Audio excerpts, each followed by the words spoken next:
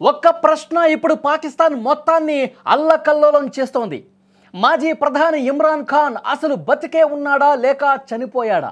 Jail గోడల మధ్య బందీగా ఉన్న ఇమ్రాన్ గత 6 వారాలుగా బయట ప్రపంచానికి కనిపించకపోవడంతో ఈ అనుమానాలు పెను సంచలనంగా మారాయి.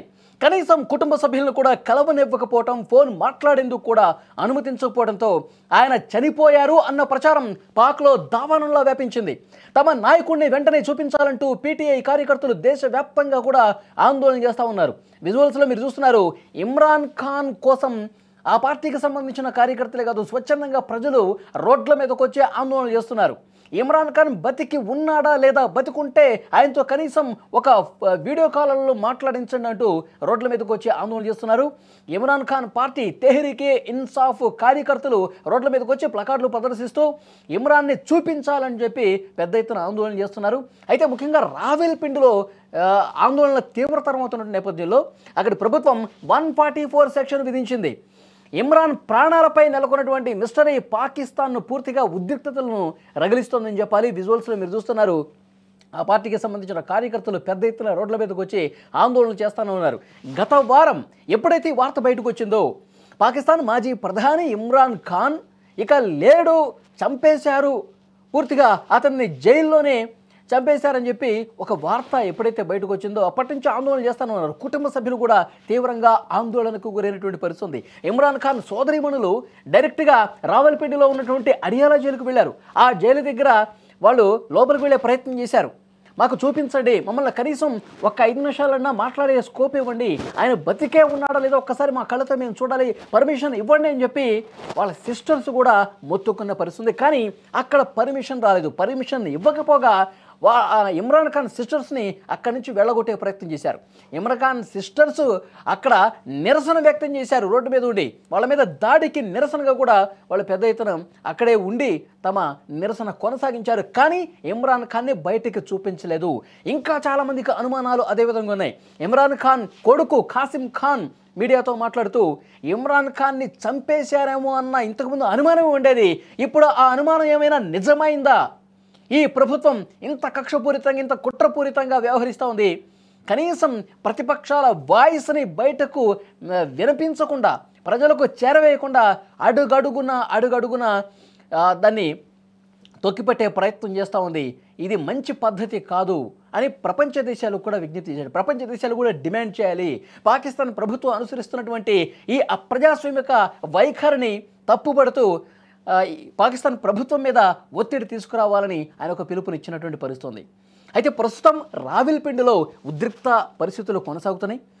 పెద్ద ఎత్తున రోడ్ల మీదకు వస్తూ ఉన్నారు ప్రజలు. ఇమ్రాన్ ఖాన్ బతికున్నాడో చెప్పాలి, ఇమ్రాన్ ఖాన్ని చంపేశారని చెప్పి 10 రోజులుగా పెద్ద ఎత్తున వార్తలు వస్తున్నాయి, ఆందోళన జరుగుతోంది. ఆ కుటుంబం తీవ్ర శోకంలో మునిగిపోయినటువంటి పరిస్థితి, తీవ్ర ఆందోళనకు గురవుతున్నటువంటి పరిస్థితి. మరొక క్లారిటీ ఇవ్వాల్సిన బాధ్యత ప్రభుత్వం మీద ఉంది. కానీ ఎందుకు చూపించట్లేదు? ఇదే విధంగా ప్రవర్తిస్తే తగిన మూల్యం చెల్లించుకోక తప్పదంటూ రోడ్ల మీదకి వచ్చి ఆందోళన చేస్తున్నారు. అయితే ఎక్కడికెక్కడ పాకిస్తాన్ ప్రభుత్వం బలగాలను కూడా మోహరించి ఈ ఉద్యమాన్ని అడ్డుకునే ప్రయత్నం చేస్తోంది. ఉద్రిక్త పరిస్థితులు నెలకొనబోతున్నాయని చెప్పి ఇంటెలిజెన్స్ నుంచి హెచ్చరిక ఉందంట. దానికోసం 144 సెక్షన్ విధించి ఎక్కడికక్కడ వీళ్ళు రోడ్ల మీదకి రాకుండా అడ్డుకునే ప్రయత్నం చేస్తూ ఉన్నారు. కానీ ఒక సమాచారం పాకిస్తాన్ నుంచి వస్తుంది, ఇది హింసకు దారి తీసే అవకాశం ఉందని చెప్పి చర్చ వినిపిస్తూ ఉంది. పెద్ద ఎత్తున రోడ్ల మీదకి వస్తున్నారు, వందలే ఉన్నారు. ప్రస్తుతం వేలాదిగా రోడ్ల మీదకి వచ్చే ఆందోళనలు చేస్తే ఒక హింసాపూరితమైనటువంటి కార్యక్రమం జరిగితే కనుక మనం గతంలో చూసాం ఎలాంటి పరిస్థితులు ఉన్నాయో. నేపాల్లో పెద్ద ఎత్తున జన్జడ్ ఉద్యమం ఏ స్థాయిలో జరిగిందో మనం చూసాం. మొత్తం ప్రభుత్వాలు కుప్పకూలిపోయే పరిస్థితి వచ్చింది. అంతకుముందు బంగ్లాదేశ్లో కావచ్చు, శ్రీలంక కావచ్చు, ఎలాంటి ఉద్రిక్తమైనటువంటి పరిస్థితులు ఉన్నాయి మనం చూసాం. ఇక్కడ ఇమ్రాన్ ఖాన్ వీళ్ళు బతుకున్నాడా లేదా అనే క్లారిటీ ఇవ్వకపోతే ఈ రకమైనటువంటి పెద్ద స్థాయిలో సంక్షోభ పరిస్థితి వస్తుందని చెప్పలేం. కానీ ప్రజల సహనాన్ని పరీక్షిస్తే మాత్రం, అప్రజాస్వామికంగా వ్యవహరిస్తే మాత్రం పెద్ద ఎత్తున అందరూ కూడా రోడ్ల మీదకి వచ్చి ఆందోళన చేసే అవకాశం ఉంది. అది హింసను రాజేసే అవకాశం కనిపిస్తుంది. పాకిస్తాన్లో ప్రస్తుత పరిస్థితి ఒకసారి మీరు చూస్తున్నారు. ఎక్కడ చూసినా రోడ్ల మీదకి ఆందోళనలే కనిపిస్తూ ఉన్నాయి. ఎక్కడ చూసినా ప్రభుత్వ వ్యతిరేక నినాదాలే కనిపిస్తూ ఉన్నాయి. రావల్పిండిలో అల్లకల్లోలంగా పరిస్థితులు కొన్ని కనిపిస్తూ ఉన్నాయి. మరి ఇప్పటికైనా పాకిస్తాన్ ప్రభుత్వం ఇమ్రాన్ ఖాన్ గురించి రిలయబుల్ ఇన్ఫర్మేషన్ ఏమైనా ఇచ్చే అవకాశం ఉందా? ఇమ్రాన్ ఖాన్తో ఏమైనా వీడియో కాల్ మాట్లాడించే పరిస్థితి ఉందా? ఇదే విధంగా నాంచుకుంటూ పోతే ఈ ప్రభుత్వం ఇమ్రాన్ ఖాన్ని చంపేసిందనడానికి ఇంకా బలాన్ని చేకూర్చినట్టు అవుతుంది. సో చూడాలి ఫర్దర్గా ఏం జరగబోతున్నది.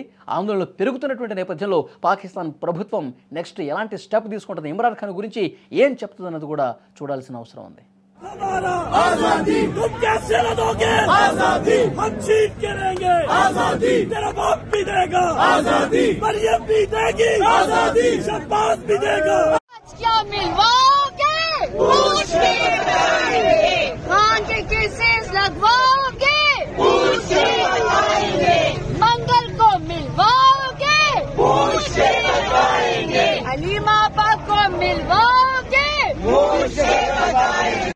जब तक दिया है आजादी फिर डरना क्या है? आजादी जब तक दिया है आजादी फिर डरना क्या है? आजादी